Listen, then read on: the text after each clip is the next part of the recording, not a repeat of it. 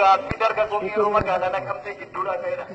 Yoo ni barbaachisa ta'e hidhattoonni siyaasaa paartii mormaa ta'an kanneen akka Baqqalee Garbaa fa'aa.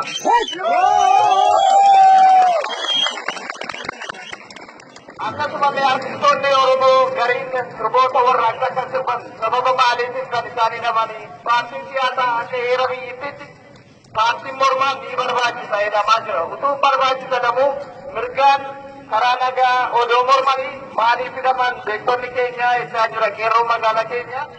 Inni akka yaasee jiru sassaabdonni hooggantoonni pirezidaantii mootummaa naannoo Oromiyaa yeroo ammaa kana jaallatama guddaa uummata keenya biratti argate lammaa waliin hin deemne maal ta'uu qabu maaliif immoo wajjin hojjechuu qabu hirkitaachisoonni warri fedhan maaliif nu biratti hojjetu lammaa duukaan namoonni hojjechuu danda'an maaliif hin fidamanidha.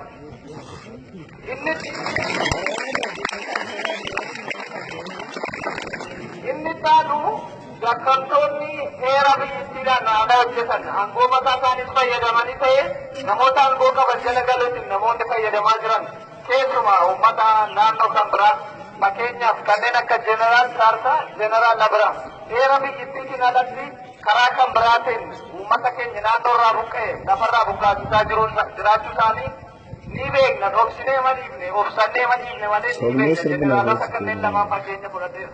Kanarra darbee immoo guyyaa kaleessa mooraa hidhattoota marreessaa keessatti kan buqqisan irratti lubbuu namoota hedduu rasaasaan gaaga'aa jiru. Seerri biyyattii kana ni deeggara. Seerri biyyattii ol ni deeggara.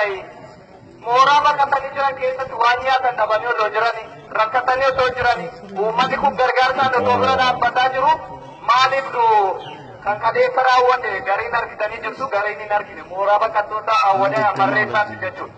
Kanneen gaaffii qeerroo magaalaa keenyaadha. Inni taasisu afaan Oromoo afaan hojii federaalaa maaliif hin ta'u ni gaafachaa jira. Ta'uu qabaadha. Baay'inaan yoo ta'e akka gaafa Afrikaatti uummanni kun sadarkaa tokkoffaadha akka jiru ragaan adda addaa ragaan baha. Garuu duubarra kan jiru hacuugamaa kan jiru qabeenya irratti du'aa kan jiru qabeenya namaa odoo fuune uummata keenyadha. Afaan hojii federaalaa maaliif hin ta'u ta'uu qabaadha. Inni dhumaa sobaa fi dhiifama yeroo yerootiin mootummaan DPNDP fi kanneen kan biroodhaan wal qabate ajjeesanii kaanii dhiifamaan lubbuun nama du'e sun deebi'uu danda'u.